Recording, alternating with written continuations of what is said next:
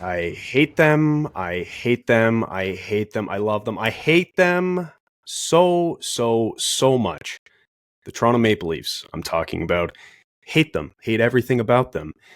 It is May 26th. It has been about 1 week and 1 day, 8 total days since the Leafs have been eliminated from the 2025 playoffs. I've had some time to cool down. I missed last episode. I heard there were some people laughing at me for needing to take a bit of a mental health break from that episode. But the guys came through and they got out their predictions and shared mine as well, even though I wasn't able to explain my predictions for the conference finals. But I'm back and we're going to be talking exclusively about the Toronto Maple Leafs this episode. And I'm joined by good buddy, good friend of the show, Jon Kyriacou. Jon, if you're unfamiliar with him, he worked for the Maple Leafs ages ago as an intern. He had a connection with Kyle Dubas, worked directly under Brendan Shanahan and Lou Lamoriello and Kyle as well. And he's everybody's favorite corporate lawyer. That's what I always like to say. So, Jon, before we get into it, I have a quote to start off this episode titled Shanahan, Where It All Went Wrong for the Core Four. And the quote I have to share with you before I welcome you in is this. Harold Ballard was predeceased by his wife, Dorothy, and his hockey team. And that quote was at the very end of his real obituary in 1990 when he passed away, that was published in the newspapers in Toronto. And I feel like we're living in a simulation because this team, the Toronto Maple Leafs, that is dead once again. Jon, welcome to the show, episode 243. How you doing, brother? I mean, we're doing this a week or two, I guess more than a week, but 2 or 3 weeks later than we typically do. So I don't know if that's a good sign. I'm usually used to doing the season recap with you early May, and it's almost June. So maybe maybe there's a little bright side there. Obviously, just kidding, but yeah, the Ballard. That's 35 years ago. That quote would have been that you just shared, which is crazy, and the curse continues. The curse of Harold Ballard continues. And you know what, Jon? I think it's because we've now started playing men's league in the old Maple Leaf Gardens. I think we are contributing to this curse. So I don't know. I thought we exercised some demons this year.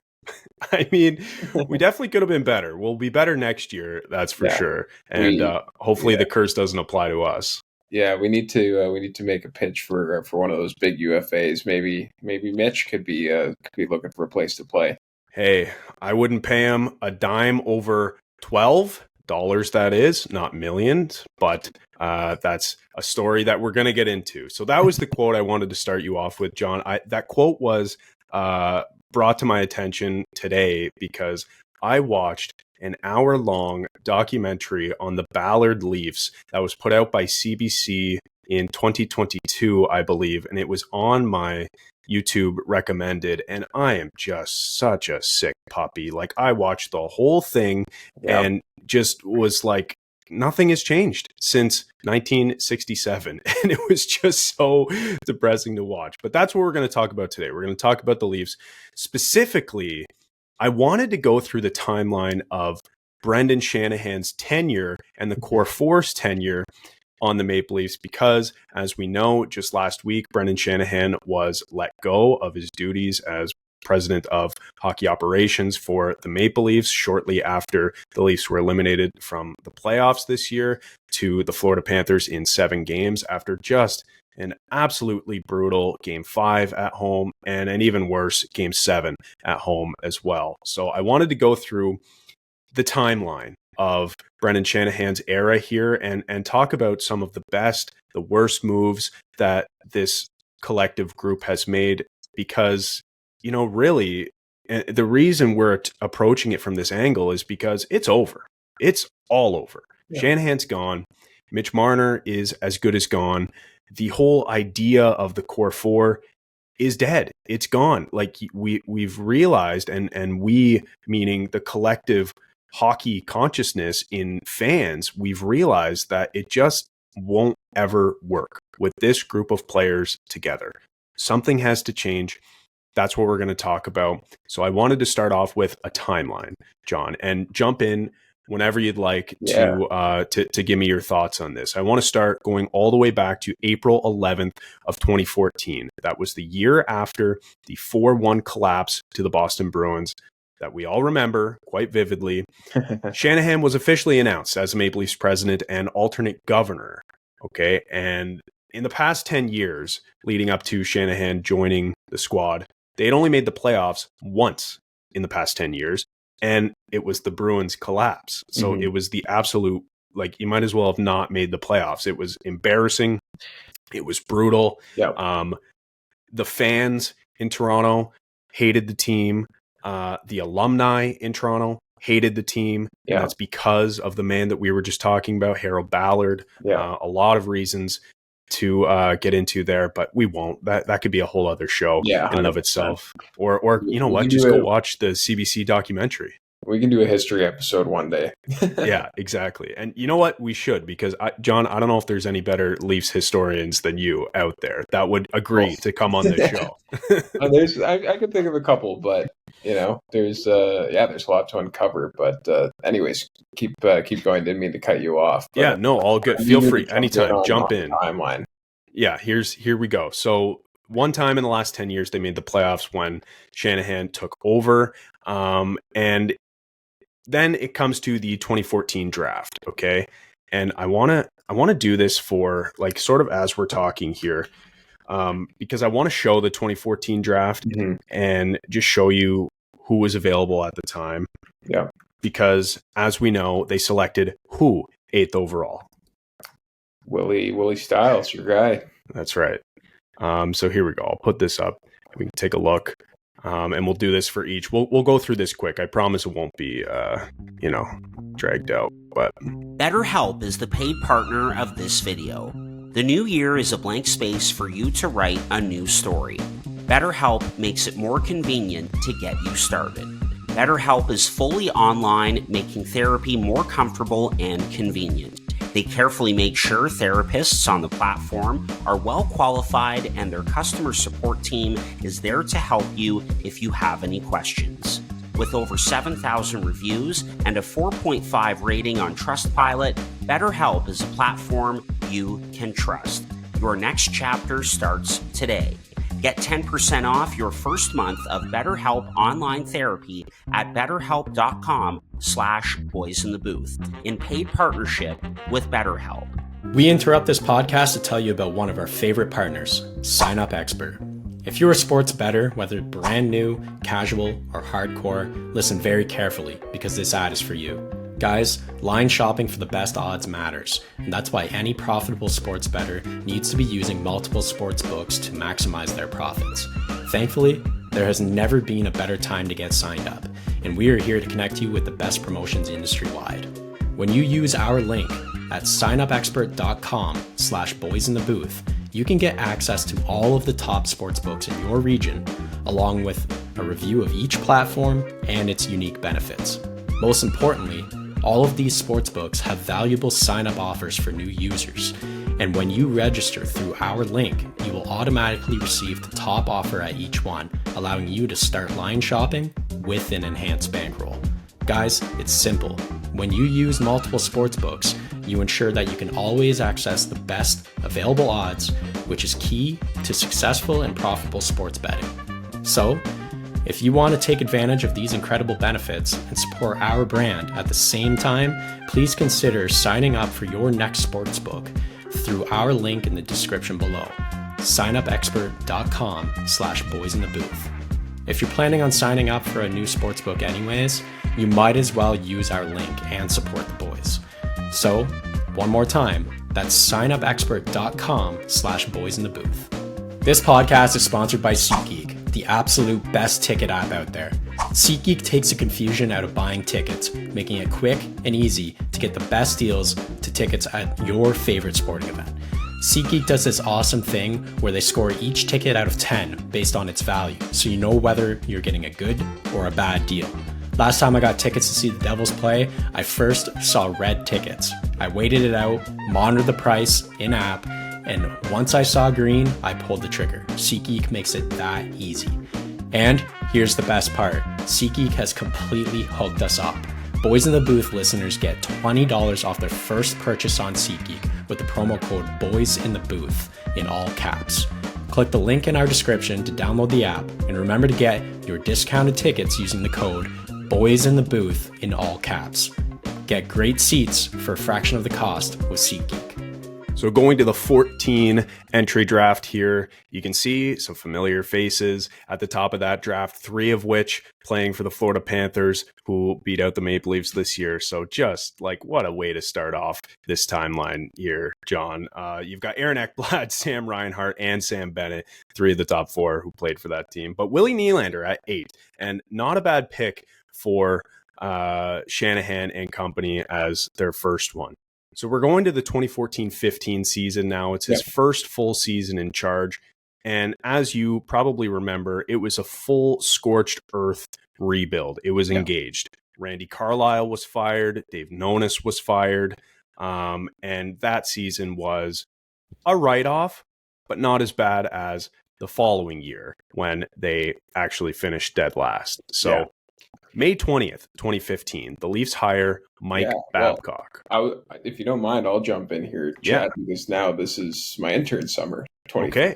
So I kind of got to see a little bit of this from a unique perspective of getting in there right after the 14-15 season. It was all negative coming out of there.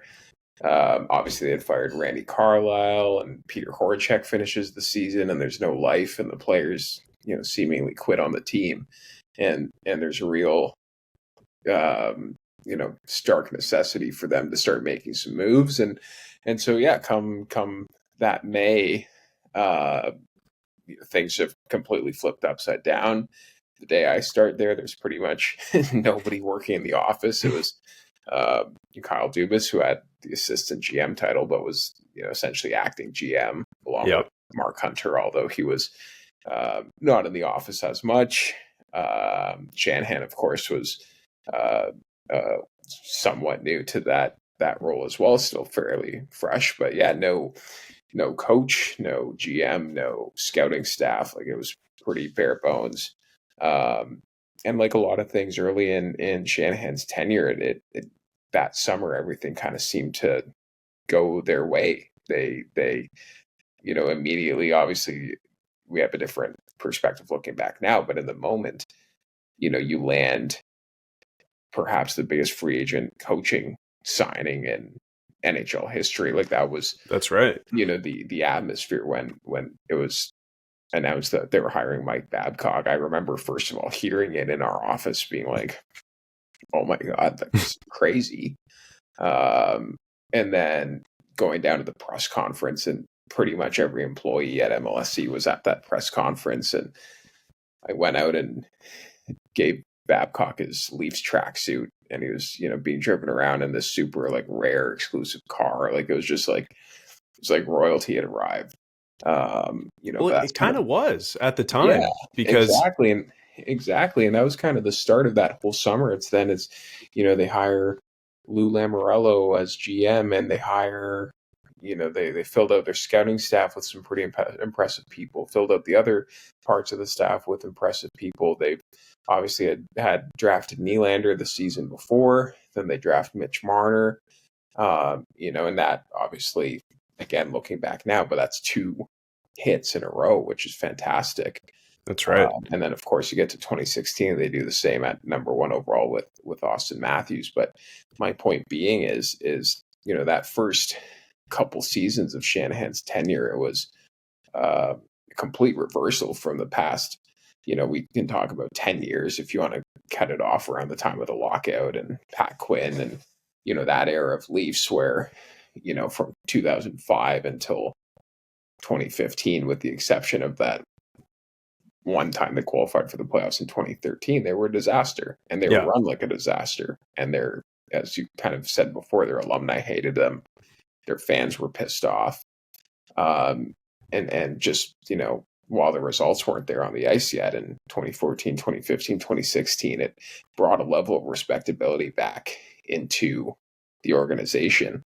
And you know what, we'll talk a lot about where things started to turn and where, that feeling of everything going right for Shanahan and the Leafs turned upside down a little bit. But, through his 11 years here, you can't say that, the team wasn't well run, that it wasn't a good place to play. The alumni were kind of brought back into the fold. So there's, off ice positives, and Totally. it's off ice. And that's ultimately why he's no longer here anymore, because there wasn't enough on ice. But, Exactly. it was around that time was a real feeling of positivity for the organization. But again, Totally. it was mostly off ice. Exactly. And so I'm glad that you pointed towards the positivity in the beginning of his tenure here, because that is sort of how I wanted to paint this picture, because that's very much how it felt after years of mediocrity and becoming a laughingstock. Really, the teams used to be so good back when Sundin was the captain and you had a really solid surrounding cast, but then for about a decade, like we talked about, it was complete mediocrity. So yeah, it was great to see him come in. A lot of things changed, and I heard someone say the other day, if he was evaluated based on his off ice components only, then it would be an A+ throughout the 10, 12 years, whatever it has been. But unfortunately, it's a sport and you get evaluated on the ice as well. And that's why his time eventually came last week. So, okay, so we jumped ahead a little bit there. I like that we did that. Let's go through it. My point with going through the drafts is that the Leafs were pretty lucky in a lot of these drafts. You mentioned taking Marner 4th overall. Dylan Strome goes number 3 to Arizona just before him in 2015. And, how much different would the Maple Leafs look if they had Dylan Strome and not Mitch Marner, or if they had a Noah Hanifin or a Pavel Zacha, the guys who went after Mitch Marner at 4. Noah Hanifin now is a great defenseman. A lot of people at the time, including myself, I remember having these thoughts where it was like, maybe they should have taken Noah Hanifin. Maybe they did need that cornerstone defenseman, but they didn't. They got Marner, and they were better off for it. And then, of course, in 2016, they draft Matthews 1st overall after tanking and finishing dead last in the league, but having one of the best dead last seasons in recent history, if that makes sense. I think they had 69 points or something like that. And you just look at teams like Chicago and San Jose over the past few years, Anaheim, and it's like, oh my God, they had like 55 points. Yeah. And they weren't getting blown out of games and stuff. But, further to that, it's not just that they tanked. It's two other things. It's they tanked and they ended up with the number 1 pick, because it easily could have been, you look at San Jose this year, who's, they got some good up and coming players, but they're terrible and they don't end up with the 1st overall pick because the lottery doesn't go their way.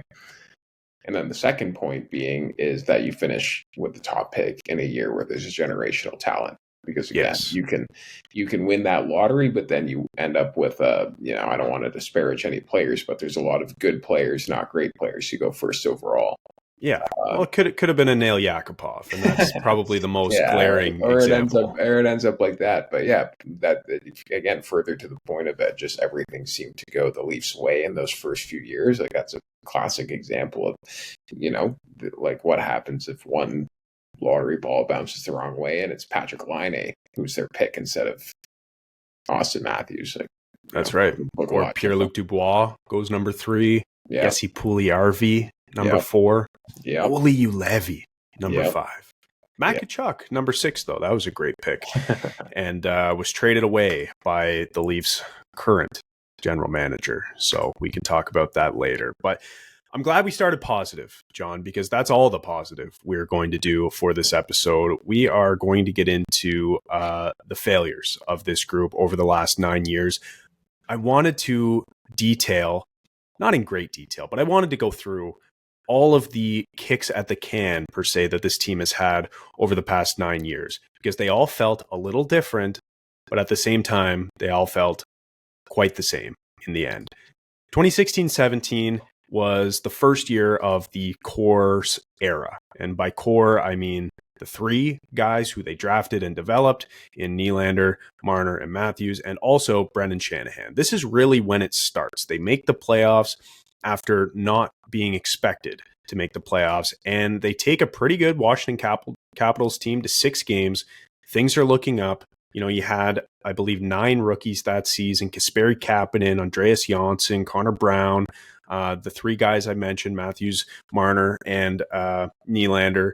And I don't know if I missed anybody there. Probably, but yeah. But point is, the mood around this team was great, and they lose in 6 games, and all anyone can talk about. Zach Hyman may have been 1 too, but Zach Hyman, that's right.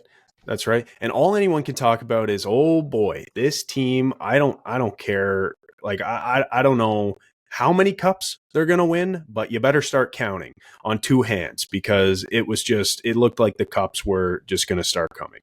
Fast forward to the following season, they lose to Boston in 7 games, again, as the underdog, a young, scrappy team, still the underdog. And they lose to a better team. And again, the mood wasn't, oh, these guys can't get it done, because they were so young. It was so early into that tenure. At the end of the 2017-18 season, Lamoriello also left the organization. We mentioned that Lou was hired a bit earlier on. And GM Kyle Dubas was the guy to take the helm, of course, as we know. So he was promoted. And one of the first things he did on July 1st, 2018, as we all know, he signed John Tavares to an $11 million contract over 7 years. So big ticket for John Tavares. I want to stop here. Now that we have hindsight and we've seen the way John Tavares has progressed over the years, he's now a UFA, is likely going to re-sign with the Maple Leafs by all accounts on a team-friendly discount. I mean, who knows? He could go elsewhere and chase the money, but it seems like from everything that's been reported that he will probably stay in Toronto.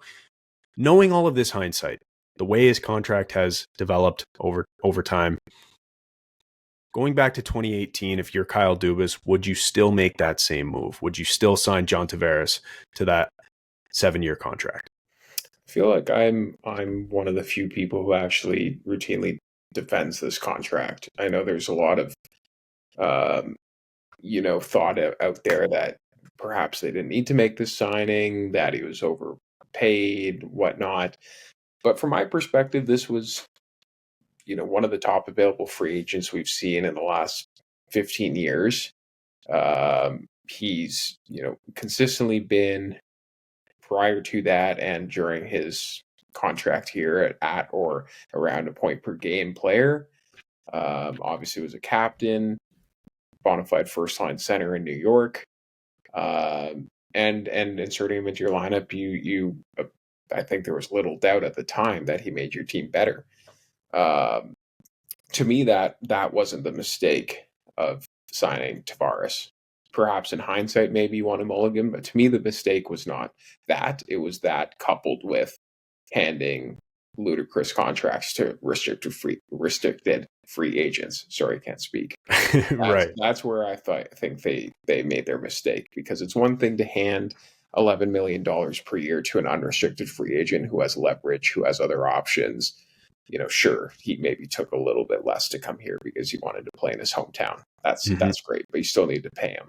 It's the other guys that you can exercise some control and some pressure, and they failed to do that, and they ended up in a bad situation because of it.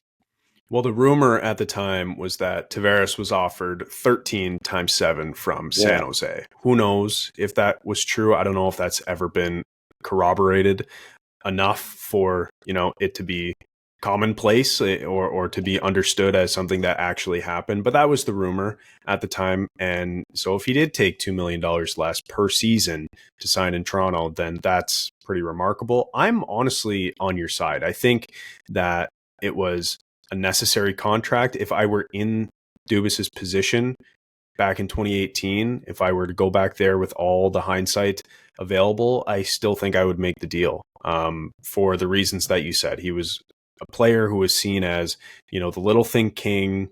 He was very productive on some pretty poor Islanders teams, honestly, that didn't do very well his entire tenure there. Made the playoffs 3 times in however many seasons he was there. So yeah, I don't think that was the problem as well. So I'm in agreement with you. Yeah. And also on top of that, comes in first season, scores 47 goals. Last season, worth mentioning, sure, was an $11 million player last year. No, but I think when that deal signed, a lot of people think, oh, like, is he going to be, a $4 million player in his final season of that contract? He scored 38 goals last year. Like, I think that contract held up about as well as you could reasonably expect.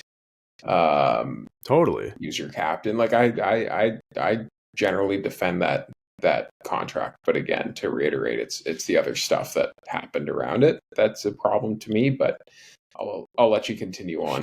Well, look, if you put John Tavares on the Islanders last season, he's probably not getting 74 in 75 and 38 in 75. But, on a team like the Maple Leafs, whose power play was really good in the regular season, he's able to bang in a lot of loose change, and credit to him. That's where he's made his living, in front of the net, banging in rebound goals on the power play. So credit to him. You can't take it away from him. He still scored 38 goals. And here's a stat I'm just noticing as I'm looking at his hockey DB on the side here. John Tavares' 38 goals last season as a 34-year-old ties his high in a season with the Islanders of 38. So he never scored more than 38 goals on the New York Islanders. And, of course, we talked about briefly that 47 goal campaign in his first year after signing with the Maple Leafs. That, of course, is his career high for goal total. But 38 last year, like, I didn't realize, like, when you put it in perspective like that, having tied his high in New York, like, that's pretty insane. Yep, agreed. Let's continue on. 2018-19, the Leafs are seen as potentially the favorites against the Boston Bruins, losing 7 games. Now it's starting to become a bit of a trend, but I don't think people are complaining so much as just being grateful to get there and just hoping that the bounces are going to fall their way one of these times. Not a big deal in the moment.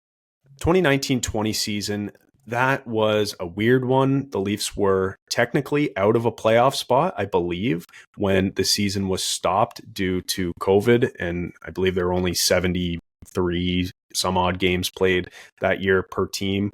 And they play the Columbus Blue Jackets in the qualifying round and lose in 5 games. That was a bit of a turning point for the fan base, as you saw Jonas Korpisalo and Elvis Merzlikins, 2 goalies who, by the way, were pretty average all season long that year, make the Maple Leafs look like they can't score. They looked like 2 prime Georges Vezina in net there. And it just, like, so that was a bit of a turning point. Any memories from that series? Bad ones, probably? Yeah, bad memories. For me, I think that was a lot of the turning point. I would say, and I'm getting ahead of myself here, but when I look at the turning points from when things were positive under Shanahan to where they start to go negative, it's, off the ice. I think it's what I alluded to before. It's when they, handed over contracts to RFAs without, seemingly any concessions. Yeah. They took Nylander to December, and then he came back and was a terrible player for the rest of the year. And I think there's certain other general managers, perhaps Lou Lamoriello. I can't speak for him, but I would suspect there's other potential general managers who would have said, you know what, enjoy Russia for the year, and then come back and let us know how good it is to play for the Leafs. But that's the one turning point. But on the ice, I think it's this series, because I think that's where it starts to turn negative and the patience runs out. And you, as you said, you have these games where it feels like they're skating in mud and they can't score. And my memories of that playoff series are, I'd say, 4 things. One, it's Pierre-Luc Dubois, who looked like Eric Lindros in that series. Yeah. And then it's, the first 3 games of that series where it's Jonas Korpisalo, who looks like Patrick Waugh in that out of nowhere. And it's game 4 where the Leafs are losing. I can't remember the score, but they score 3 goals, I think it was, in the loss. Like they almost pulled a reverse 2013 Boston where they came back, win that game 4 in dramatic fashion. And then you go to game 5 on this high, and there's a complete letdown, which is the trend of the last 5 or 6 years. Were they shut out in that game 5? Do you remember off the top of your head? I can't recall if they were shut out, but they maybe scored 1. I feel like it might have been a shutout. Maybe we can look into that, but just brutal. But okay, so then it goes to the 2020-2021 season, the Canadian division, and the Leafs win it. Yeah. They win the Canadian division, okay? There's no banner. I don't think, anyway. If there is, get rid of it. I don't think there is. And right, the Leafs were shut out 3-0 in that final. In that final game of that series. Game 5, boy. Okay, so then the Leafs famously in 2021 blow a 3-1 series lead to the Montreal Canadiens, and the Habs obviously go to the final and lose to Tampa Bay, who that was their second cup that year. Yeah, because they won 2020 and 2021 and then lost in 2022. Mm-hmm. But yeah, so, you looked at it and from afar, you might have been able to say, okay, well, they didn't have Tavares. Okay, well, there were just some bounces here and there. Okay, they had literal prime Carey Price, who had just come back from injury to save that team, and they went on a deep run, and they went to the final. But that was the real turning point, I would say, for a lot of fans. And maybe I'm overusing the phrase because it feels like at this point there would be so many turning points, and there have been so many more since then.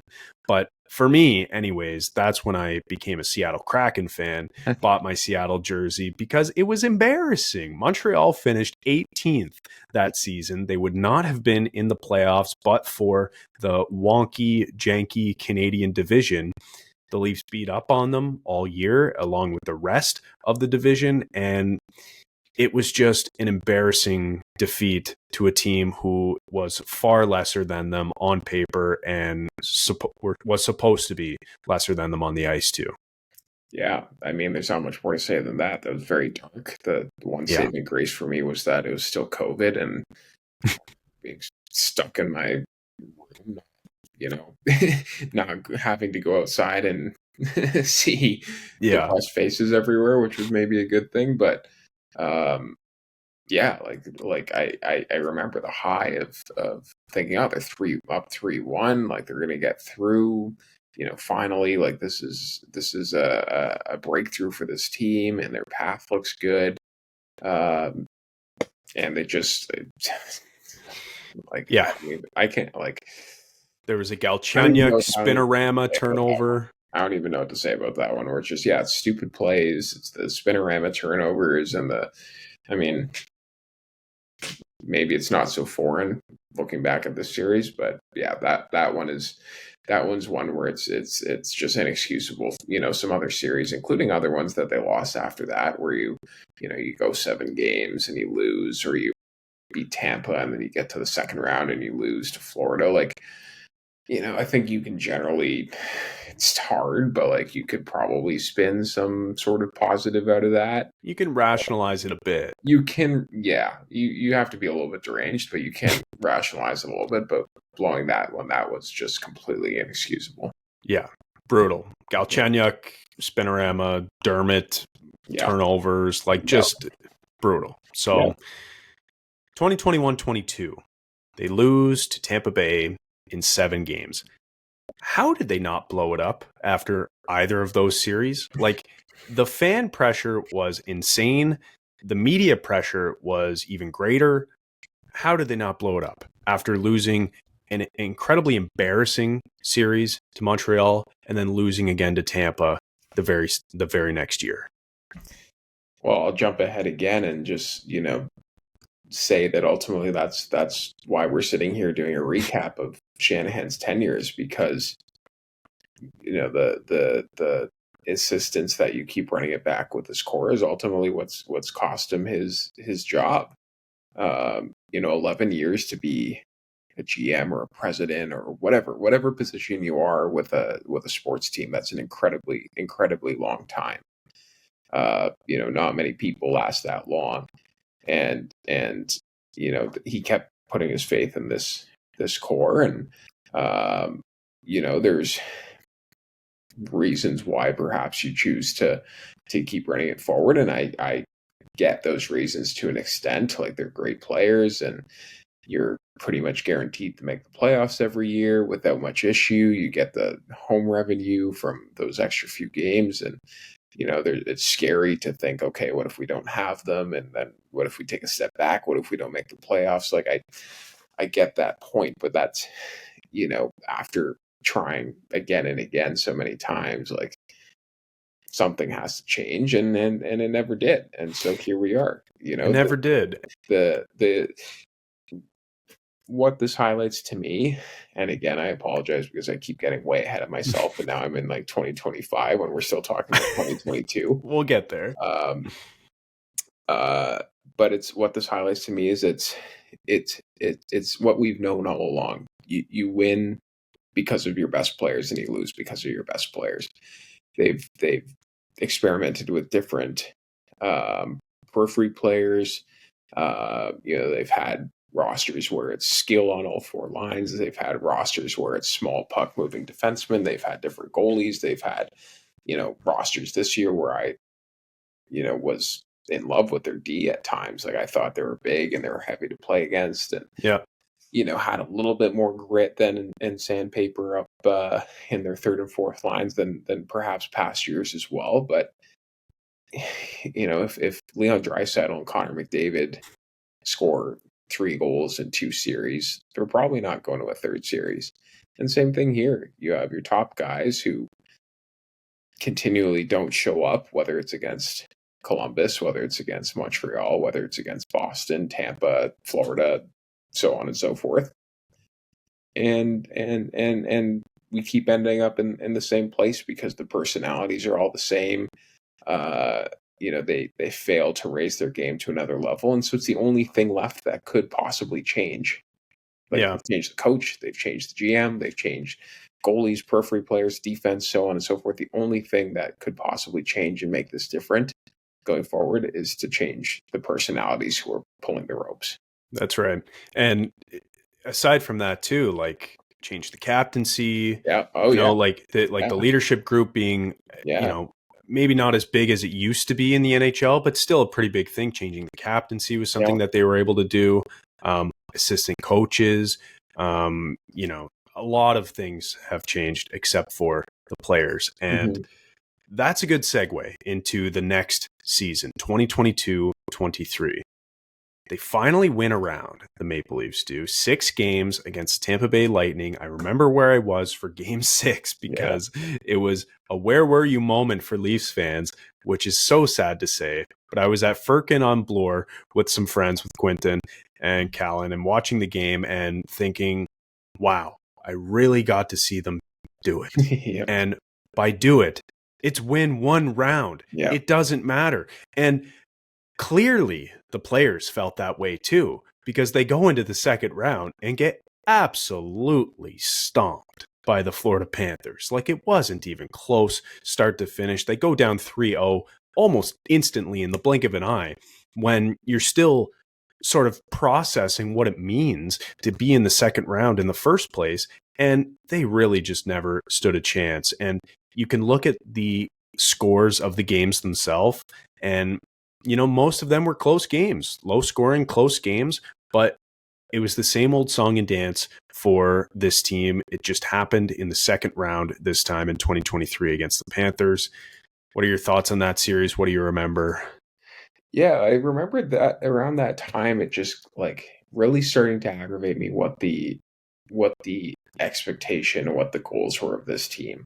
And when, you go back, now going back a few years, you go back to 2017, 2018, when they're this, young, fresh-faced team, new on the scene. They've got all this goodwill, all this upcoming talent. obviously the goal is, get some experience and then go on a cup run, win a cup, win 2 cups, win multiple cups. But then you get to this point where they keep losing series year after year. They don't want to change the players. And it seems like the goal becomes, all right, what do we got to do to win a round? Yeah. And I don't know if that's fair, because I've been in coaches' offices and GM's offices in my life. And I know that generally people are speaking about winning championships, not about winning a round, but it seems from the outside that almost became the goal, at least the goal of the players. And they get that, and then they completely fold. You're right. There wasn't a ton of blowouts in that series, but they weren't close. Like that series never felt like they were a shot away. Exactly. Good bounce away. Like they were, they lost in 5 and they deserved to lose in 5. But, they get there and they take their foot off the gas and they seem content. And, generally speaking, from what I remember, the marketplace seemed fairly, I don't want to say content with the loss, but the blowback could have been worse, because the thought was, okay, they finally made it out of the first round, but that's not the goal. Why is the goal to win the first round? Totally. The goal is to win the cup, and you need to win 4 of those rounds.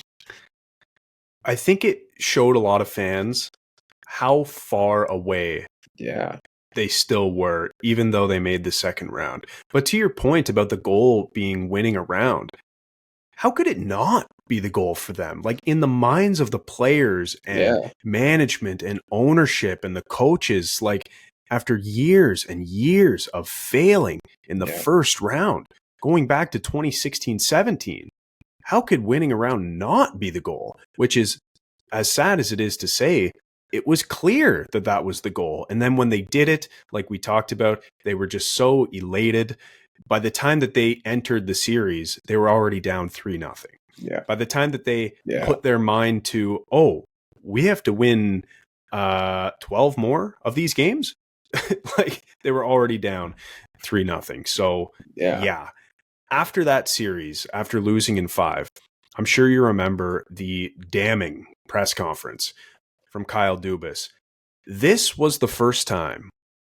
I want to be very clear. This was the first time in this press conference after the loss in 2023 that anyone in this management group even entertained the idea of moving off from one or more of the core pieces on this team. And what I mean by core pieces is, of course, the players, the core 4: John Tavares, Mitch Marner, William Nylander, Austin Matthews.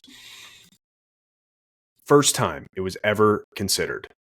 May 19th, 2023 is when Kyle Dubas is officially out as general manager, just a few days after that press conference when he said this. I'll play you a quote. It's about a minute and a half long. And I just think it's really important to listen back to this, because it tells you essentially everything you need to know about this management group and Shanahan's tenure with the Maple Leafs. So here's Kyle Dubas at the press conference in 2023 after losing to the Florida Panthers.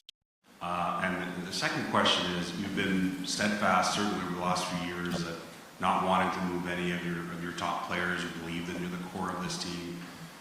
Are you open to perhaps trading one of those top players this summer if you continue? Pierre LeBrun, by the way. I would say, Pierre, that I'm very, the answer to this gets construed in very different ways. So the answer that I would give is, I'm this spring and summer through to next October am interested in doing anything that we, after a very thorough evaluation, because if you're going to do something like that, it's you got to bet it's got to be very thoroughly done, which I think the team we just played serves as a great template for. They won the President's Trophy. They lost in the second round. They were disappointed. They get to the summer and they trade 2 of their core guys for a great younger player, and that's a big move. But I don't think it was hastily done. It wasn't until, I think it was late July, a Friday night, late July, that they make the move. So the way I would answer it is, I would consider anything with our group here that would allow us a better chance to win the Stanley Cup. So that I would take nothing off the table at all. And I think everything would have to be considered with regards to anything to do with the Leafs.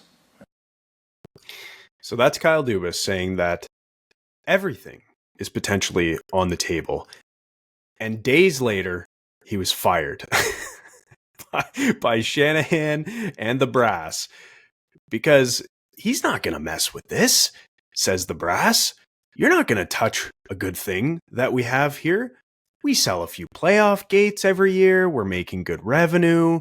Marner is a player. Matthews is a player. Tavares is a player. Nylander's a player. All these guys drive revenue. We sell jerseys. They get fans in the building. You're not breaking this up. We're going to wait for the pucks to fall in our favor over the years. We're going to do this again. We're going to run it back. That's what the brass effectively said, Shanahan included, to Kyle Dubas when they fired him days after him saying this back in 2023. Do you get the same impression?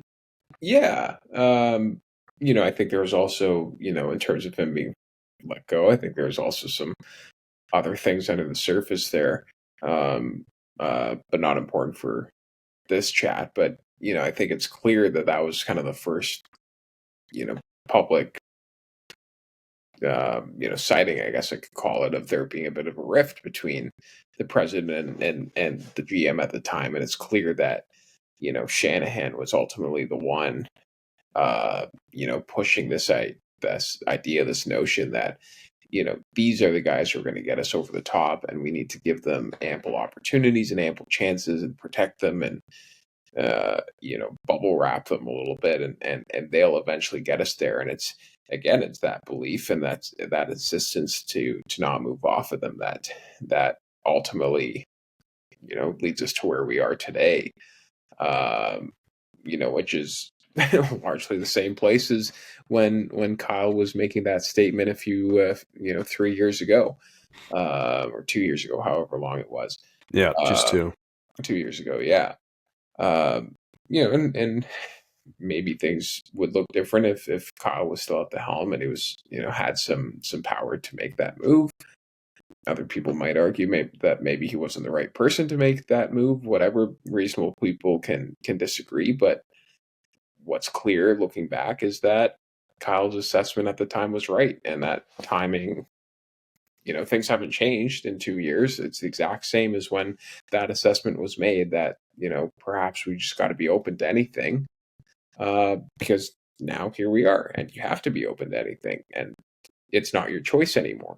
At least then it was somewhat your choice. Now it's completely, I don't want to say completely out of your hands. Like, the Leafs still have a, choice to walk away as well, but it's largely out of your hands because the player, when we talk about Marner in particular, has a lot of the power here.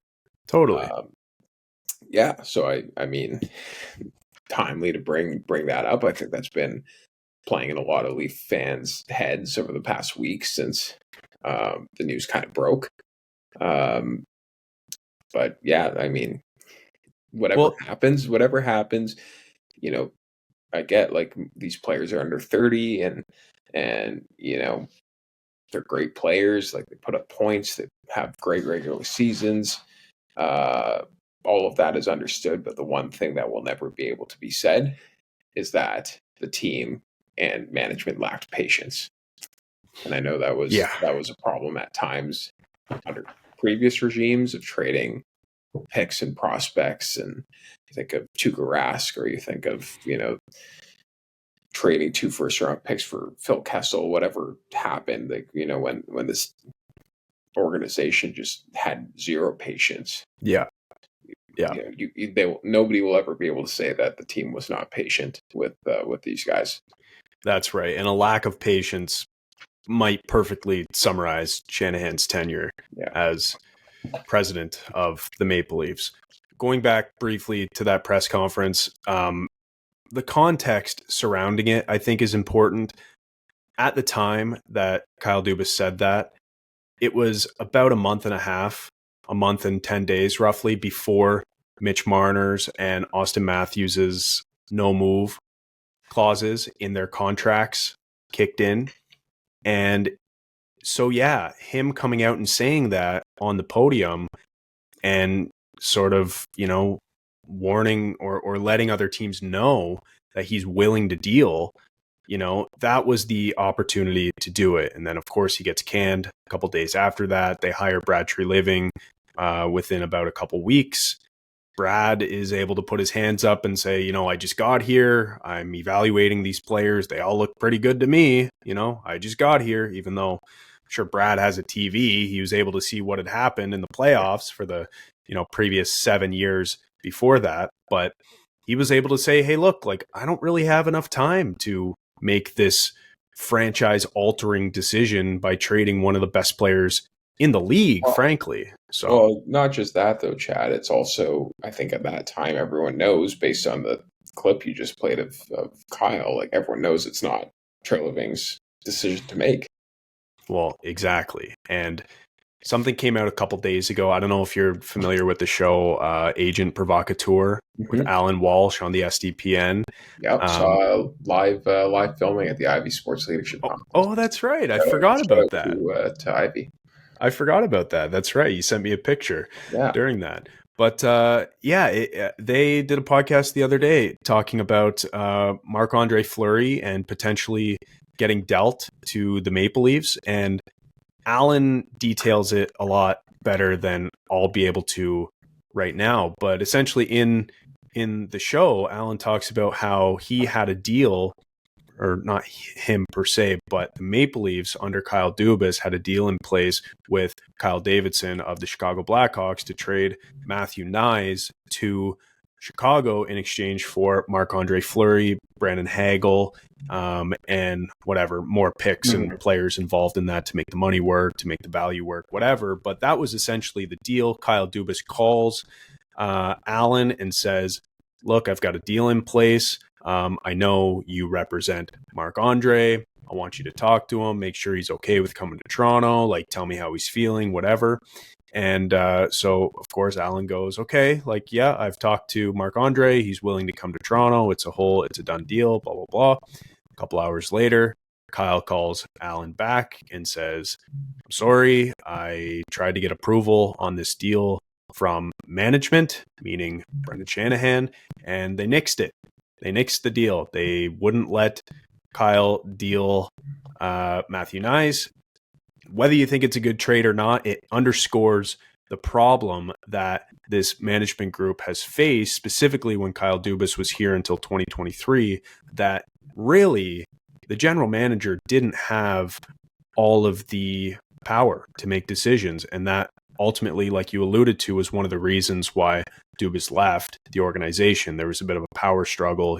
He wanted to have the same sort of negotiating power with other teams that Shanahan had. So it sort of underscores the problem. And yeah, when Treliving comes in, you don't, like, he's probably just told in 2023, hey, listen, you are the GM. That doesn't mean you make all the decisions here. And to me, that's fundamentally wrong. And I think it was something that couldn't be proven because we didn't know the ins and outs of how the management group operated on a day-to-day basis. And I think if we did know at the time, we would have been calling for Shanahan to be fired long before this season. Yeah, I agree. I think, until that time around 2023, it probably wasn't very well known just how much power Shanahan yielded over the decisions that even Dubas was making and Treliving makes. I'll step back and say,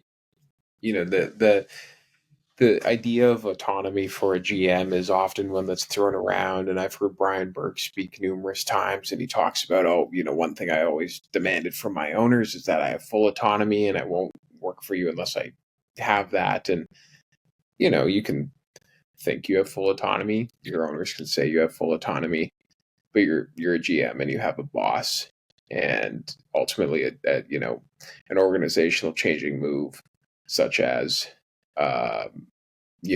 trading an Austin Matthews, let's say, or a Mitch Marner or a William Nylander, like an organizational changing move, it's always going to be subject to approval or disapproval from ownership. But yeah, when it comes to those other moves that I would say were not, obviously Brandon Hagel's turned into a star now, but at that time was regarded as a good player, but not a great player. Yeah, when those types of deals are being nixed by this extra layer of management that you've inserted into the middle there, that's where, you're going to run into conflict between GM and president, because that's, I can't imagine that's the type of deal where you go to ownership and you say, I want to trade one of our prospects, and they say no, because your owner's probably not even going to know who that prospect is. Right. And so, yeah, if you have, two people wielding that type of power wanting to make moves, you're definitely going to run into conflict. And so that's where, organizationally speaking, we land now with no president, GM, who's going to make all of these hockey decisions. Again, like if it ever came to, we want to re-sign Mitch Marner, or we want to let him walk, or we want to trade whoever, Matthews, Nylander, those types of players, Treliving's going to have to go to the board of MLSE and get that approval. Yeah, or at least more Keith Pelly now. Yeah. At least go to Keith Pelly now and say, hey, you're supposed to be the guy who is dealing with this team. Let me know if we can do this move, which, by the way, I don't know if that's better or worse. Keith Pelly in his press conference the other day was talking about, how Craig Berube has become a voice that he's listening to in terms of hockey decisions. And it's like, whoa, like we're listening to the coach here. Like that's not, I don't know if that's what I like, but it is a more streamlined process. Yeah. And maybe it will, create a situation of less gridlock and less nixing of deals and whatnot. But I don't know if it's better or worse. I think it's just different, and we'll have to see how it plays out. Yeah, it remains to be seen. And ultimately, like, coaches are always a bit of a strange one, because it seems like every owner, every upper management team has a bit of a different working relationship with their coach. And there's coaches out there who, have no power, no say in those types of decisions. There's coaches out there who have a ton of say in those decisions. Like you even look at, obviously he's not there anymore, but Mike Sullivan, Pittsburgh, was involved in hiring the GM a few years ago. Yeah. There's a lot insane. Yeah, by the way. there's a lot of different working relationships out there with, between coach and ownership, or CEO, whatever you want to characterize it as. But at least with what we have now between a general manager and a CEO, I think, what you'll see is just decisions that would have had to go simply from Treliving to Shanahan to Pelly are just going straight there. And you have one person who's going to be able to make decisions that they feel are best in the interest of the hockey team. And if he can convince the CEO that that's the case, then I don't think that the CEO is going to have a leg to stand on. Again, like Keith Pelly's going to know who Mitch Marner is and how much money he brings into the organization. But if Treliving says, I want to trade Easton Cowan for, player X, 100%. Pelly doesn't know the potential or the, where Easton Cowan's development is right now. So it's hockey decisions should be left to the hockey people. 100%. Couldn't have said it better myself. And just going back to that move before we move on, the proposed move, Nyes for Hagel and Fleury. Just curious, like, hindsight being what it is, would you do that? 100%. Brandon Hagel had 100 points this year. Did he really have 100 points? Pretty sure he had 100 points. Oh my God. Because I believe there would have been a first-round pick coming from the Leafs as well in that trade, and maybe some other lesser-known prospects. But okay, no, I misspoke. He had 90 points, but still, I mean, point being, like, I love Matthew Nyes. I'm one of his, I think he's fantastic. And I think he was their best player in the playoffs. Maybe aside from Nylander, but you make that deal every single day of the week. Yeah, I think you're right. I think you're right. It's hard to come to terms with wanting to trade a guy like Matthew Nyes, but when it's Brandon Hagel, one guy played in Canada, 0 power play goals, but still scored 35. Like, Yeah. Yeah. Yeah. One guy played for Team Canada and was an absolute driver for, that middle six. And one guy didn't make his respective team. So I will say, hot take, and this is completely like not, on topic at all with this podcast, but I do think Matthew Nyes has an outside chance to play for Team USA at some point.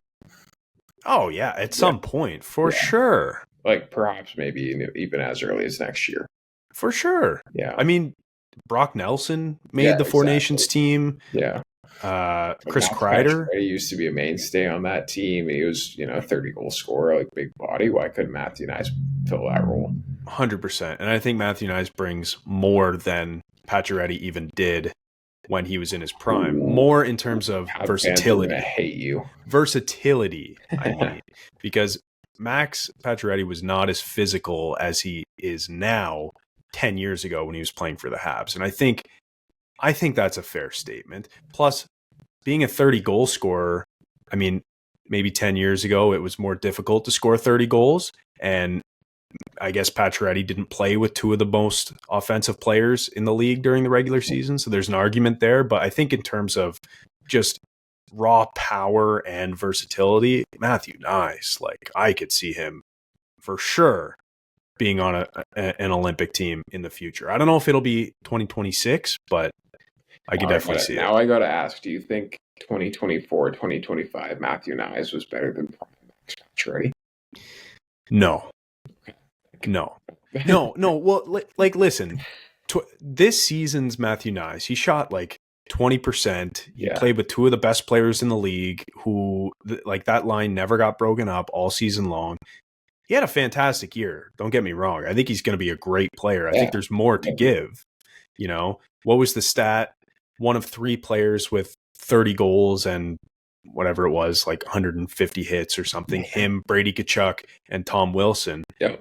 So, yeah, I think he had a fantastic year, but no, I don't think he was better than prime Max Pacioretty. I watched the Leafs get torched too many times by that guy, a decade ago to totally be down on him. So, yeah. I just had to ask, but I love Nyes. I think he's going to be fantastic.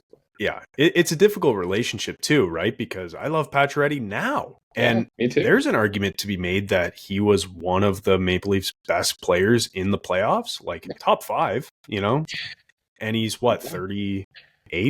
Yeah. I'm fully with you. With you. Yeah. Anyway, let's continue moving on here. 2023-24, we're almost at the end of the timeline now. Leafs lose to the Bruins in 7 games. I remember where I was for that game 7 as well. Yep. And just a brutal one. Nothing really to say about that one. And then this year, of course, they face the Ottawa Senators in the first round, win in 6 games. Probably should have got done a bit sooner than 6, but nevertheless, they win in 6 games and then lose to Florida in 7 after being up 2-0 in the series, after being up 2-0 in game 3, and then 3-1 in game 3 as well. They blew that lead in that game. They lost 3 straight. Then they won game 6, gave us all hope that they were going to do it and come back and win in game 7.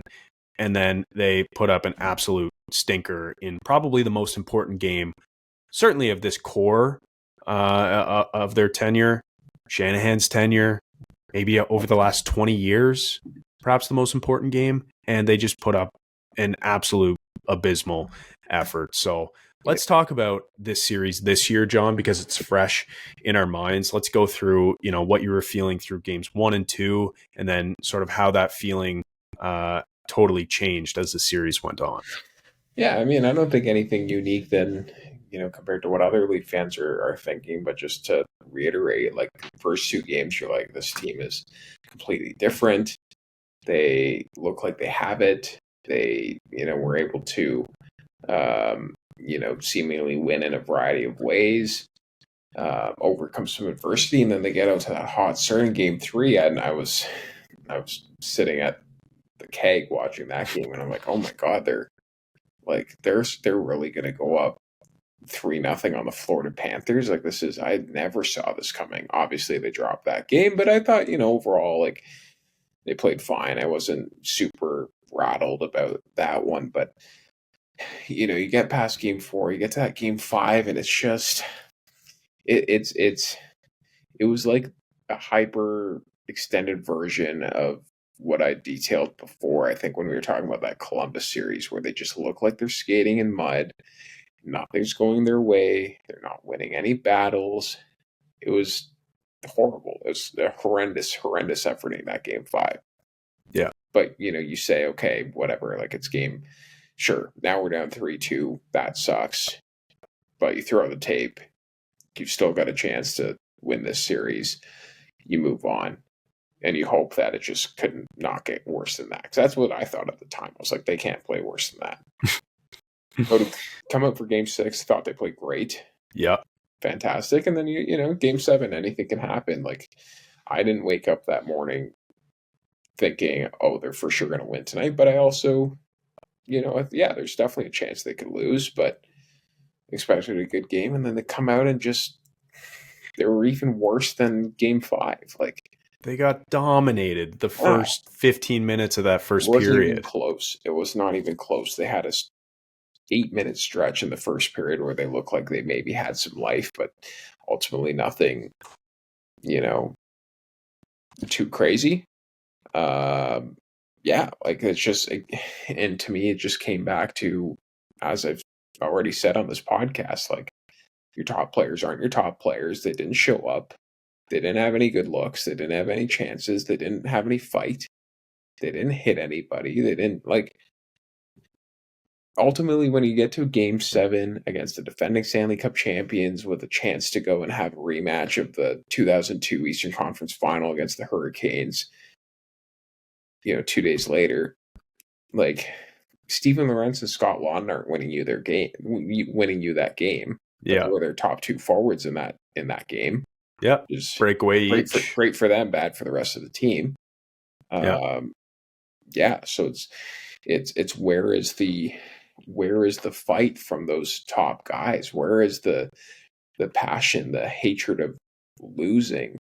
I look at guys like you talk about Max Pacioretty, who's 38, and he goes out and he's banging home garbage goals and he's hitting everything that moves. And there's Chris Tanev, who's just a warrior, like got hit more than anybody through the first 2 rounds of the playoffs, and he's out there competing. And you got, sure, we could talk about how good Wall was. I thought he was fine, but like certainly not the reason why they lost that series. So it comes down to guys no-showed.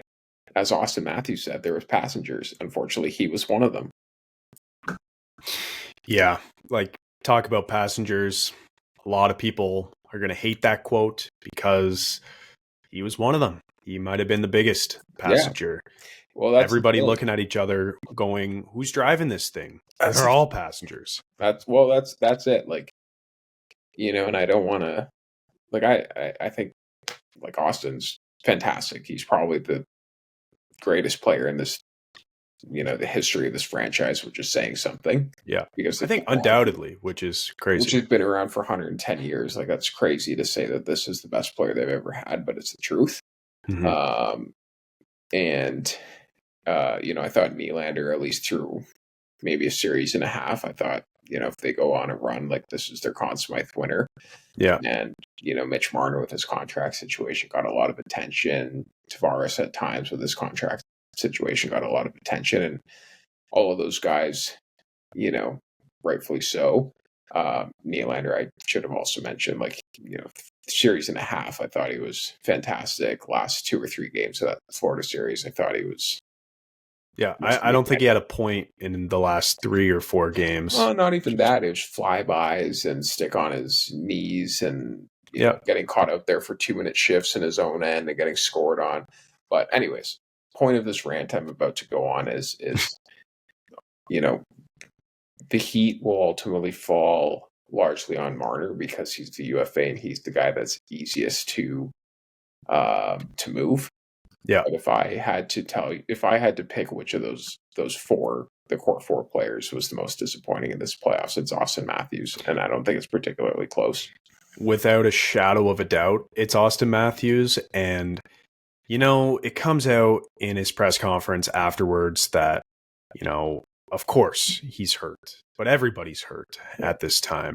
But he said, by training camp next year, I'm going to be 100%. So in the back of your mind, you're kind of giving him a bit of that benefit of the doubt. But then when you're watching the games and it's like, okay, this guy's playing. He's snapping back draws. He's winning 60% of draws. He's like banging in the corner. Why can't he shoot? Like, what injury could possibly affect your shooting?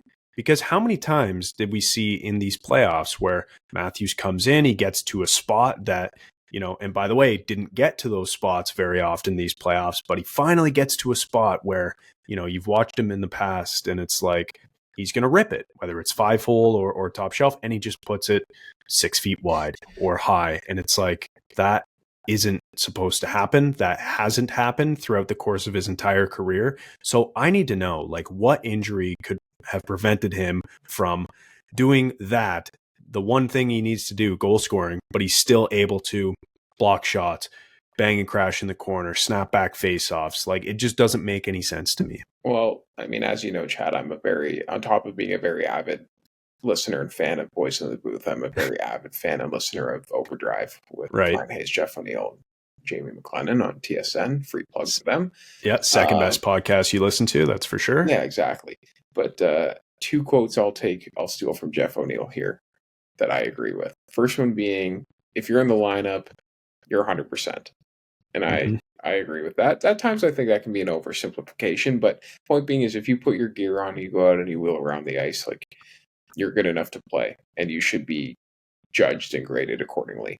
Yeah, you're open to criticism. You're putting yourself out there. And second quote of O-Dog idea that I'll take is, if you don't have your A game that night, because these are humans, sometimes you're hurt, sometimes you just don't have it. Like, we've all been there. Like, you just don't have your A game that night. Well, you better have a B game.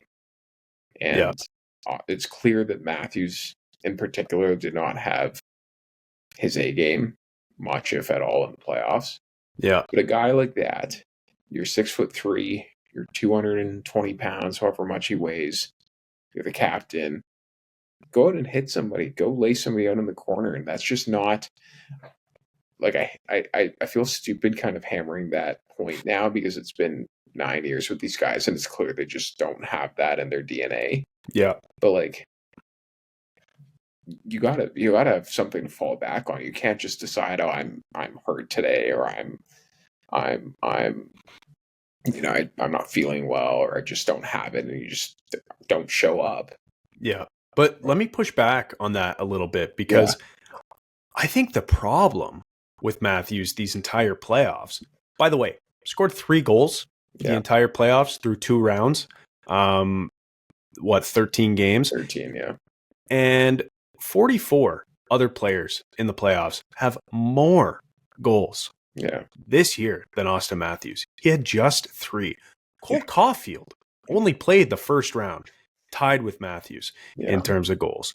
So not good enough. And so what I want to push back on a little bit to that A game, B game kind of take that you had there is just, I feel like Austin Matthews' entire game was his B game, because you would look at his game and you would say to yourself afterwards, like, okay, he didn't score, but he's winning 65% of the faceoffs. He's killing penalties. He's blocking shots. He's being great defensively with his stick. And it's like, okay, that's the B game. Sure. You still need the A game. You still need to produce offensively from time to time. You're the highest paid player in the NHL.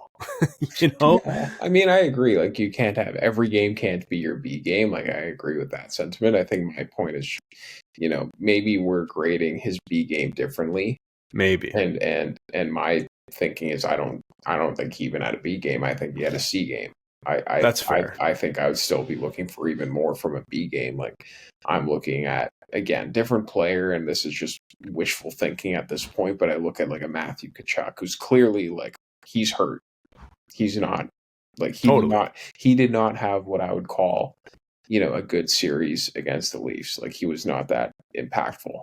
In the first round, he played like an average of 13 minutes a night. Yeah. but he's still, you know what, he's in guys' faces and he's in scrums after whistles and he's just doing little things to throw you off. And he's doing the same against Carolina, who's up 1-0, right? By the way, I should just saw that. mention. Yeah. You know, that's just like little other things that impact the game. Sure, yeah, like face-offs are great and block shots are great, but like if you're Scott Lawton, well, yeah, like I was going to say David Kemp can go in the lineup and win you 55% of your face-offs and block shots and kill penalties. That's great, but when you're the captain and the best player, you can't have that much of a drop-off between your A game and your B game.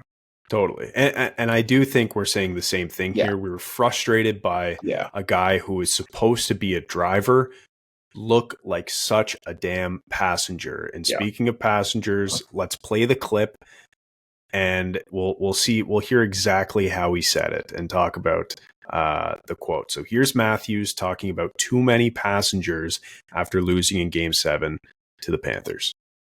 What was your sense of the group coming into this one, Austin? You know, I felt like we were ready to play. I felt like we were, you know, in a good mindset. You know, like I said, I thought the first, 10 minutes we didn't, you know, they came out strong, and the next 10 minutes I thought we controlled play. You know, and then I just thought we had too many passengers throughout the rest of the game and just weren't on the same page. And you know, they get a couple goals and momentum like that, and then you're chasing the game, and it's hard to get it back. You know, when you're down 3 against a good team that plays sound defensively like them. I got to turn it off. Too many passengers, not on the same page. Austin, you're the captain. That's your job. Get guys on the same page and don't be a passenger. You know, so hearing that, like, I'm sure you were as frustrated as I was listening to that clip. Yeah, I mean, definitely. But at the same time, it's like I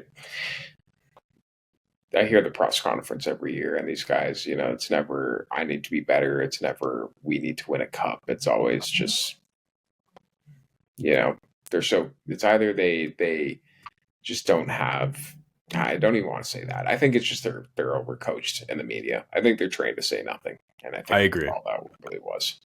And I think that started with Lamoriello like a decade ago, hiding the guys from the media. And then, you know, even when, like, I've heard stories of when Willie was playing for the Marlies and, you know, reporters weren't able to get to him. They would, you know, have to talk to the other guys around him. So it's been ingrained, I think, in this group, and it's created a lot of frustration and divide between the players and the media, and by extension, the fans. You know, the fans aren't able to hear the real human behind the microphone. You know, the same one who plays on the ice. They're not able to hear that. They have to hear a robot talking to a mic, and it's not good or satisfying at all. Here's something that I'd share. Playoff goals since 2022. 35 for Zach Hyman, 37 for Nylander, Matthews, and Marner combined. Oof, that's tough. I thought that was a really tough one. And talking about goals in the playoffs, I have a couple other ones here. I mentioned that 44 players in these playoffs as of today's date, May 26, have more goals than Austin Matthews. Marner has a total of 13 total playoff goals over 9 seasons. 13 total playoff goals. 9 seasons. Okay. That is insane. That's just over 1 goal per series. Not good enough. Yeah. And in 70 games played, Matthews has 26, by the way, and Nylander is the same, also 26. But one of them is the highest paid player in the league. And, you know, to put it into context, Sam Bennett has 9 this year.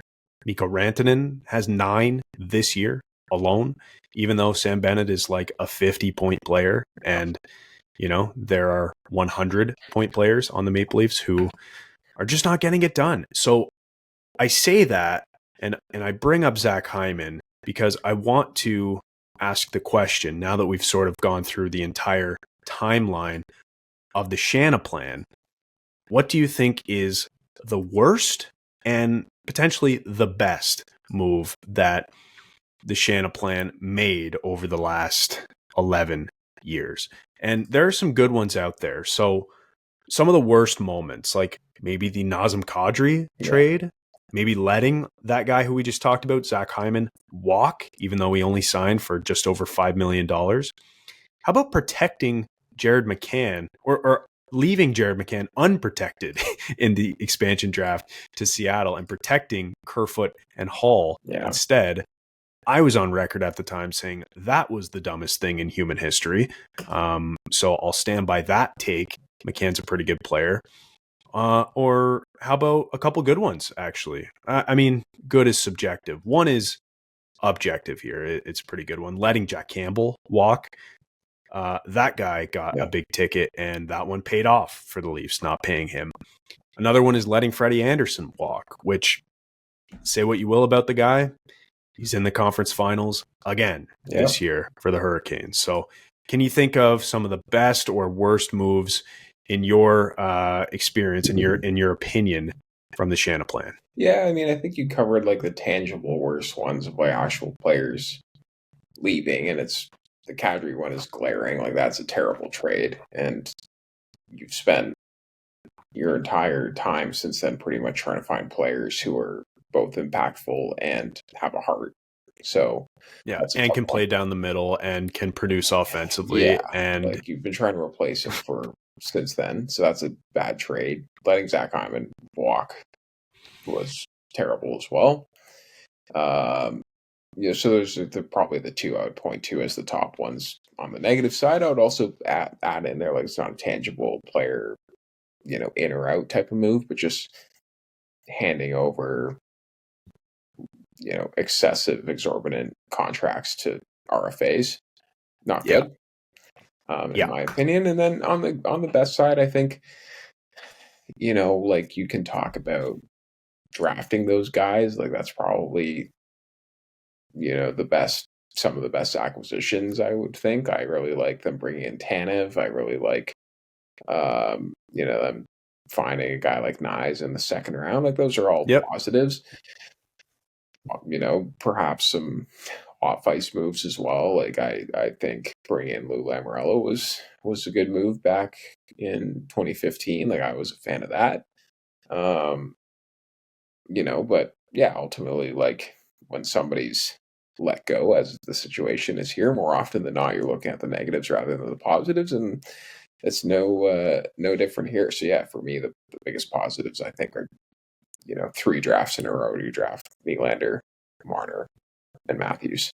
Yeah, and as we talked about specifically, well, I guess honestly for all 3, they all just kind of fell in their laps. Yeah. Like, it wasn't like it was a 12th overall pick that you took a chance on and it panned out. Yep. It was, Mitch Marner, 4th overall, probably should have went 3rd. Yeah. It was William Nylander who got passed on because he was Swedish. It was Austin Matthews falling in your lap at 1st overall after tanking, but still putting up nearly 70 points. One of the best tanks and actually getting the 1st overall pick. So yeah, a lot of luck there. And so I don't know how much credit you can give to the people who actually drafted those players, but you know what? They still made the pick. Nick Ritchie wasn't picked as a Maple Leaf, and Noah Hannafin was not picked as a Maple Leaf. Yep. So, not that Noah Hannafin would be a bad player to have now, honestly. I thought they should have went and tried to get him last year. Marner's a better player, so yeah. For sure. Yeah. For sure.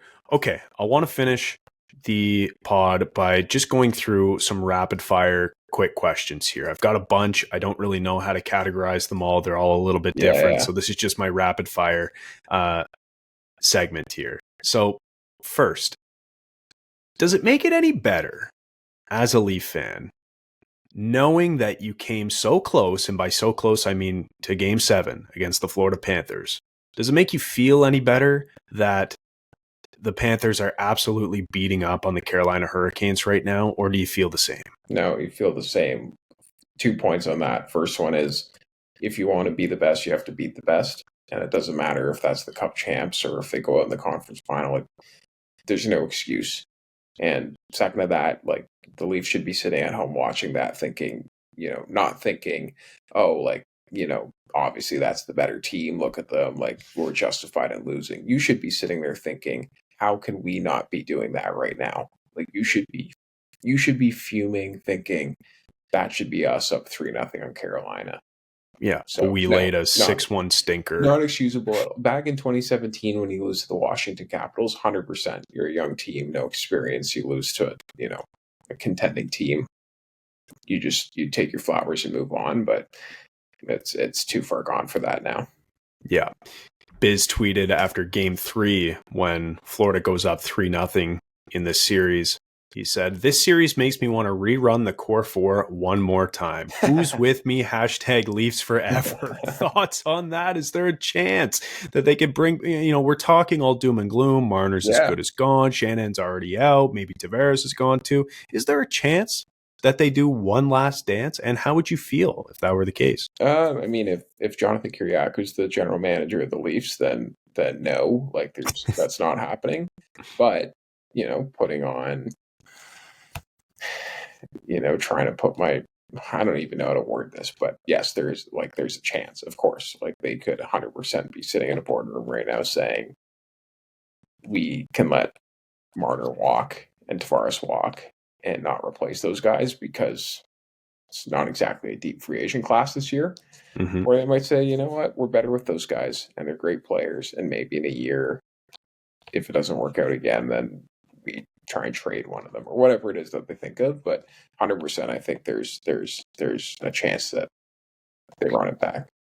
Yeah, you're right about the weak free agent class. This year you've got, Sam Bennett, who is surely going to get overpaid or stay in Florida for, $2 million a season or something. Yeah, exactly. Brad Marchand, same thing, is another player who's available. But yeah, similar to Bennett, he is either going to go somewhere and get overpaid or stay in Florida and win cup after cup after cup. Yeah. Nick Ehlers is another guy, famously gets worse in the playoffs. So exactly what you want if you're the Leafs. Yeah, that to me is not enough of a change. I think I agree with you. Like, somebody's going to give Sam Bennett an insane contract, and good for him if he gets paid. I wouldn't I think he's fantastic. Like, I'm a big fan, but I'm not giving him some of the dollar values that I've heard thrown around. Like, you got to be reasonable. And those I've seen some teams are talking 10. Yeah, well, you're going to be in a lot of trouble if you give that guy $10 million. Yeah, you're going to be in a lot of trouble. That's how you completely. I know the cap's going up, but that's how you completely. That's how you completely screw yourself with. Totally. And next offseason, McDavid is a free agent, you never know. But then also guys like Jack Eichel, Kirill Kaprizov, Kyle Connor, not saying any of these are even realistic for the Maple Leafs, but it's just to contrast the two free agent classes this year versus next. Like, it's so stark. I feel like you have to bring it up. Yeah.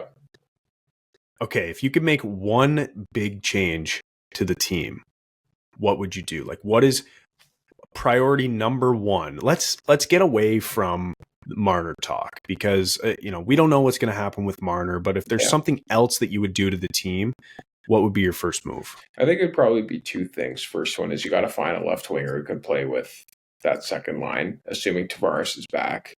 Yeah. And Nylander is still on his wing. You got to find someone who's capable of playing there. Like, we've spoken a lot about the core four, and of course I made the point earlier of, like, you win, you lose with your top players. But I will also say I thought Bobby McMahon was, perhaps after those top guys, to me, the most disappointing player in the playoffs. Totally. This was a guy who scored 20 goals this season, looked like a bona fide NHL player. He skates, he's physical, like, looked exactly like somebody who should take that second line left swing spot and run with it. And he just didn't, and he was not impactful at all in the playoffs. Yeah. And so, you've got either, you got to tell him come training camp, like, what do you want to be? Do you want to be a bottom six guy? Do you want to be a top six guy? And if you don't want to be a top six guy, then there's got to be someone else who's next in line to take it. But whoever it was this year wasn't good enough to do that. So that was I guess 1A of the moves I would make. 1B is you got to find a permanent solution for third line center. And I would be inclined to, now that he's been here and hopefully is used to the situation, I would be inclined to give Scott Laughton a proper chance to start with that role. Mm-hmm. But, you got to evaluate whether it's 10, 20 games in, 40 games in, whatever it is, evaluate how that's working out. And if he's not able to take on that role, then you're going to have to look elsewhere, because frankly, I don't love Max Domi in that role. I know he's still got some term left, but for me, I think best case scenario is you hope that Scott Laughton comes to camp ready to own that position. If not, then it might be looking externally again. Yeah, which how many years in a row would that be? When did they trade Kadri? Since then. So yeah, they had Kerfoot for the longest time, and they've never found a guy who can consistently play down the middle and anchor a line. So I'm glad you went to Scott Laughton though, because that's a guy I wanted to ask you about. If he gets a real shot at 3C, it seems like you're inclined to give him that next year if you were coaching. And in terms of the left wing position, what about a guy like Easton Cowan? Do you think he would be ready to step into the NHL, or would you like to see him play another year in the American League first, or a year in the American League first, considering he's coming from junior? Well, I think ultimately that's going to be his decision to make. I think, you obviously, you're an NHL team. You want to be a good NHL team. Like, it should never be the case where, absent a first overall pick or something like that. To me, it should never be the case that somebody comes up from junior and is guaranteed a spot on your team. Like, there should be some internal competition. And, I would hope that they try and build that depth on left wing outside of bringing in Easton Cowan, but you give him every chance that you can possibly give him come preseason to take on that role, and ultimately his play will decide that. If he comes in like he did last training camp, then he'll be down with the Marlies in no time because he was no good. But if he comes off of yet another Memorial Cup appearance, another World Juniors, and he feels, or he shows that he's capable not just of being yet another small skilled guy in their lineup, but somebody who can contribute in a multitude of ways, then I think that's the best case scenario, because you want ultimately, especially with the way the cap it works and the lack of depth in the free agent class this year, you want to have replacements coming from within the system. But it's ultimately, I think it's going to be mostly up to him, of course, in part based on the depth you build. But I think, as I said, if he comes in and plays like he did last training camp, that he's got no chance. Yeah, totally. He was pitiful last year, but I mean, another good year in junior, probably shouldn't have been playing in junior. You would, if that rule ever changed. I mean, well, like ultimately, if he was like 2 years, not even 2 years, if he was a year later, in terms of his birth date, he would be going to the NCAA. Yeah, no, that's right. And if the CHL, AHL rule didn't exist, he would have been a Marley this season, which, of course. But that rule does exist. So we're stuck with, burying good players in junior. The thing with the cap, the Leafs, if they do let Marner walk this offseason, they will have a ton of cap space. We've talked about how, the free agent class isn't very good this year. So even though a guy like Cowan, it would be nice for him to come in on kind of a cheap contract, I just don't know. Like, and you look at teams who are still left now in the Final Four, not a lot of young entry-level players on cup teams. No. So it's tough. And going back to, I asked you, is there any way that the core four gets run back? And there was a tweet the other day from Sid Sixero, which I thought was funny, that I'll share with you. He said, a lot of Maple Leafs fans reevaluating the core after watching this Eastern Conference final. I agree. Best way to compete with Florida, who's loaded with team-friendly deals and plenty of grit, is to give Marner $14 million a year and bring back Tavares. Yep, airtight argument. Just thought that was great. Because like that's what we're talking about here. You know, we look at free agency and not a lot out there, so it leads you to believe, okay, well maybe there is a world where they bring it back. But then it's like, no.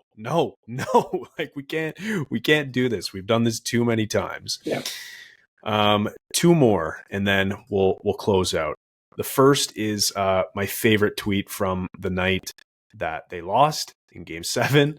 As you remember, one of the referees in the second period, I believe, got hit with a stick. I know this tweet. I know exactly what you're about to say. The tweet is, jealous of the ref who had his eyes gouged out. I thought that was so good. Yeah, that was a tough one. I also thought he lost his eye.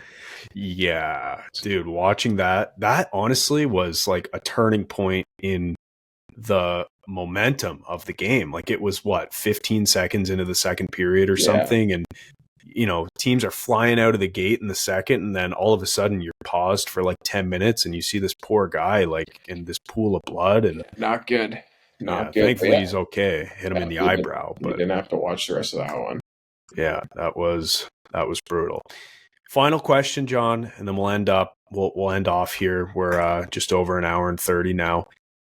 If the Leafs won that Game 7, say they had that exact same Game 5, absolute stinker at home, but they find a way to win in Game 7, and they're playing against Carolina right now, regardless of how well they're doing. Maybe they're tied in the series 2-2 or something after tonight.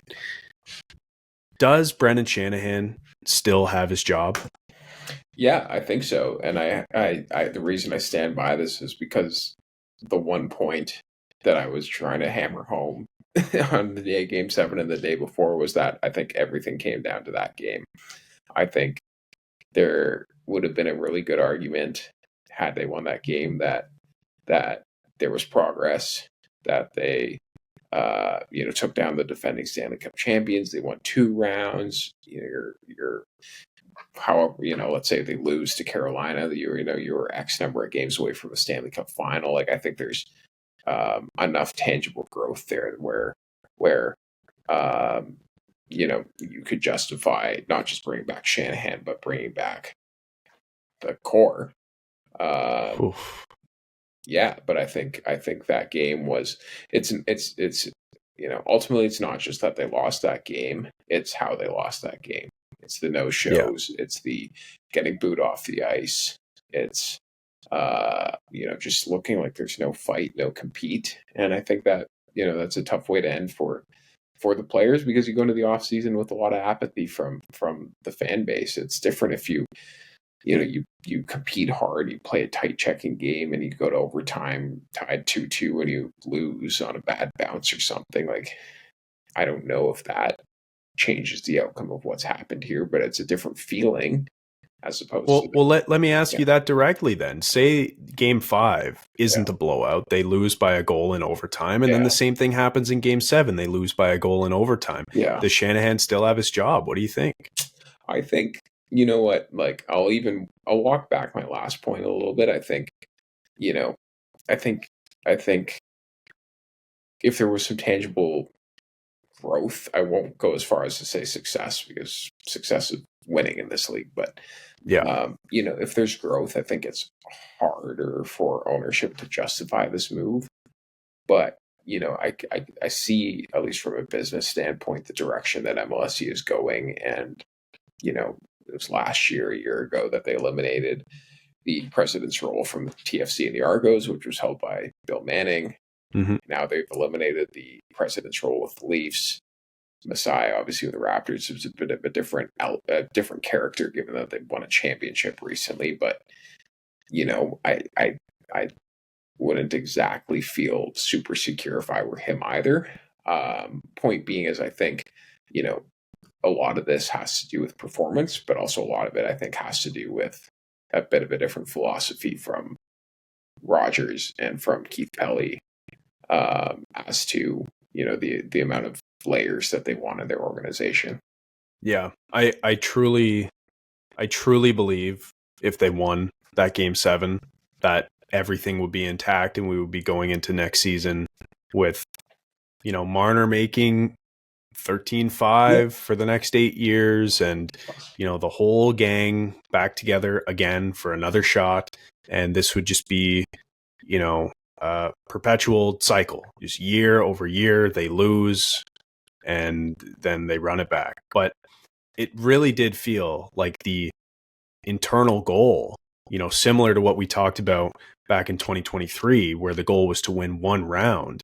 It really felt like the internal goal for the Leafs this year was to win 2. Yeah. And then when they didn't do it, after it seemed like they were going to do it after the first 2 games, in the second round, and everybody was fired up and the team felt different and everything. When they didn't do it, it finally felt like the straw that broke the camel's back. Process be damned. I don't think it mattered at all. If they went to the third round, things would have been the same. There would have been no change.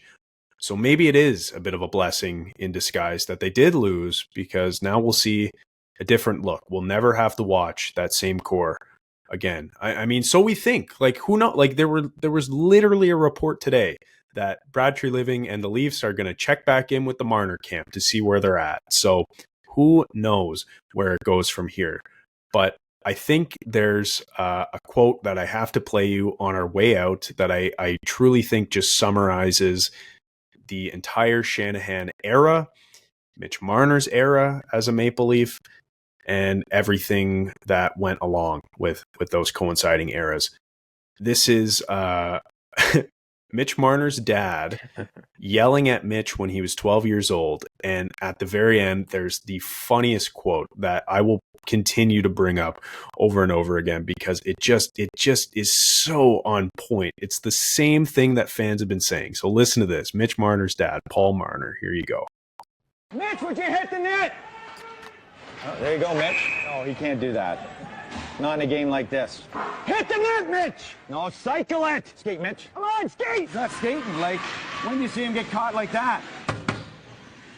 You better get fucking skating, Mitch. I swear to God. Good game. Let's go. Well, listen, you played a good game in the third, but what I wanted you to do when the game was over, just start hitting guys. You know what? Game's over, right? At least let them know that they're in a game. What are you going to tell Mom? That we lost. That's it? Yeah. I don't care. I'm not gonna Just another game, eh, Mitch? One of another couple hundred to be played. Just another game, eh, Mitch? How perfect is that? Looking forward to our season preview, Chad. See what we have there. Holy hell. If there's a Marner 16 out there, it better be Paul Marner, because holy, that fired me up right there. If you're down, just go out and hit them. Game's over already. Just go out and hit somebody. All right, Johnny, anything else you want to add here as we've kind of torched our Leafs over the last hour and a half? Well, we'll be back in a few months to see what they've done this summer. All right, they'll probably run it back, so it'll be the same old thing. We'll be stuck in the source code, stuck in a time loop. Can't wait. Looking forward to it, Johnny. All right, thanks so much for listening to episode 243 of the Boys and Booth podcast. We'll talk to you next week. Cheers.